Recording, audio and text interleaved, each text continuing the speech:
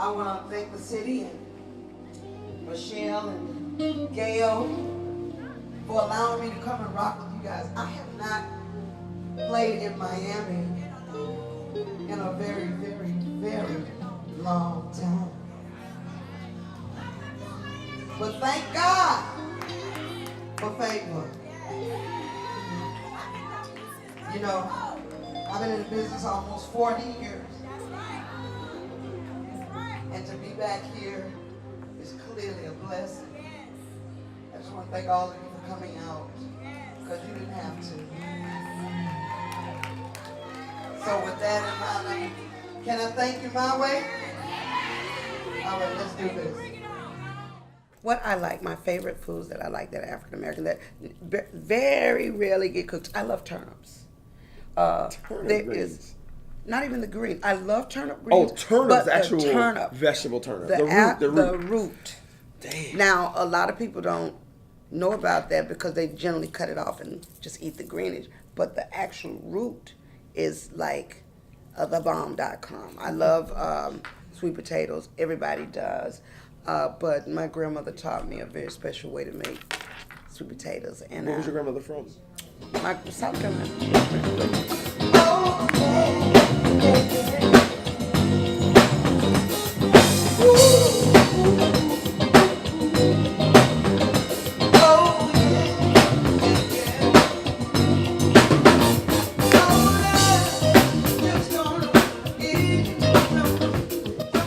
Greens are my cabbage. Any greens really do it for me. I'm not a vegetarian or vegan yet, but if I had to say, I love ribeye. I love a ribeye, a very well-cooked ribeye. Of course, we all love chicken. I ate so much chicken, I got to stay away from What's chicken. your favorite way of preparing chicken? Yeah. Well, what I like to do, I cook in baking bags. Okay. And what I do is I pre-fry my chicken. I season it, I pre-fry it on top of the stove. What does that mean when you say pre-fry? What I do is you cook half of it in a frying pan before it's done. Oil. With a little oil. Okay. Yeah. With a little oil and flour. flour. You shallow fry it. Yes. Okay. And then I take it out of that and put it into what you would put a turkey in. I put it into a baking bag, and then I smother that with golden cream of mushroom. And I bake it, the rest of it. So what you get is a fried kind of crusty, smothered chicken that is like succulent.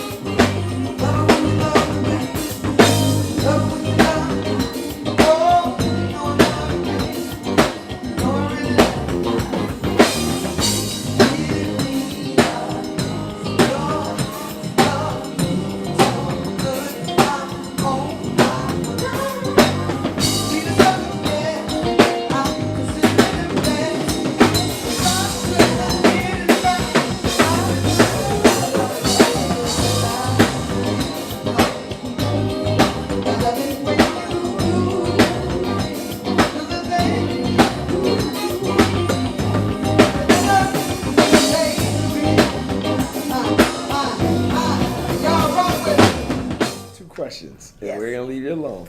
One first question is: if you left the States for 30 years on a tour in a foreign country, What would I like to eat? and you came back to the States, Yes. what would be the first restaurant you come back to eat, and what would you have If I had to come back to after 30 years of being away?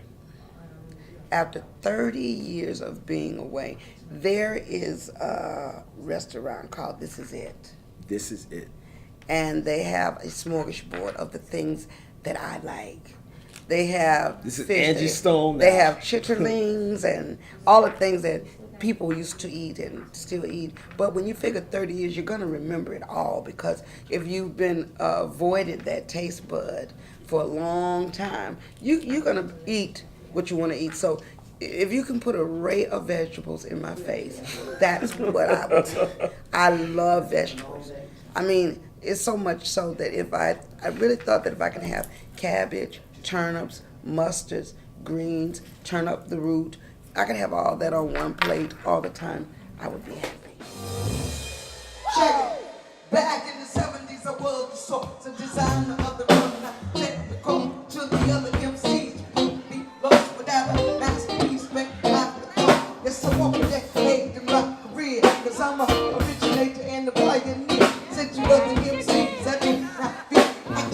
rock it better when I know you're there. Throw your hands in the air. Wave them like you just don't care. You feel good, things right. Everybody say, oh yeah, oh yeah.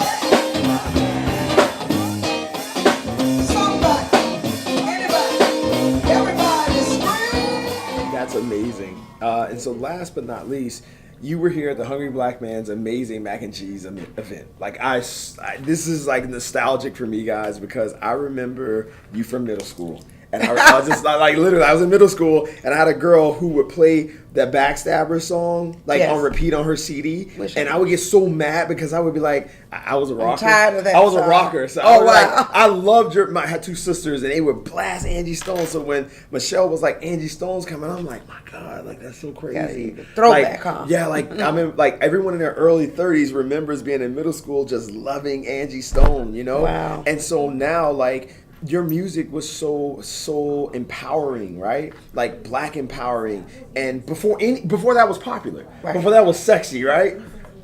When you made that song, the Black Brothers song, and all these songs that you made, like specifically that one, how'd you come about to that? Just being in your space and saying like, I'm going to release this unapologetically black song in the 90s. Well, because I think that I had the guts to do it. I'm a product of Say It Loud, I'm Black and I'm Proud. Nobody had done it since James Brown. I thought that I would catch a brick from radio and from, the community that really was not about the Afrocentric power. And I thought it was going to, at the time, I thought I would get blackballed. Did you? But so you actually had a fear. That I had a fear Dang, that I that's would crazy. be blackballed because, You did it anyway. well, my faith is unshakable, and the message was more important than my fear of losing status. So I did it because as a black woman, we needed to empower our black men. I was not going to be a bitch or a whore on radio or on TV or film. I was not going to embrace that lightly. So in order to turn that all the way around, Yeah. I had to go to the head, which was the man, and say, you are a king. I look up to you. You have to fix this. So I made it impossible for them to call women those things. That's amazing. Openly, because what I did was say, I'm loving on you. How is it that you're hating on me? Damn. And so,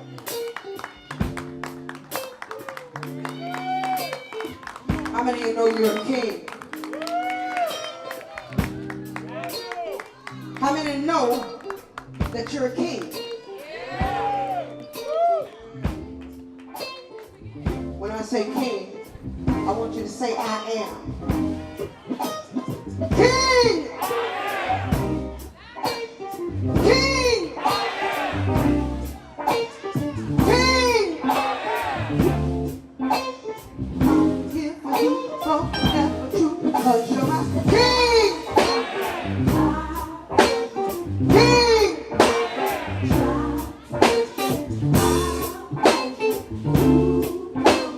I'm here for you, forever true, 'cause you're my black brother, strong brother.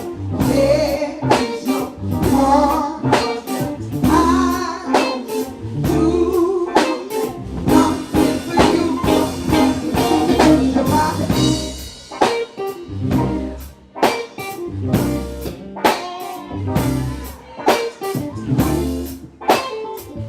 watch yourself.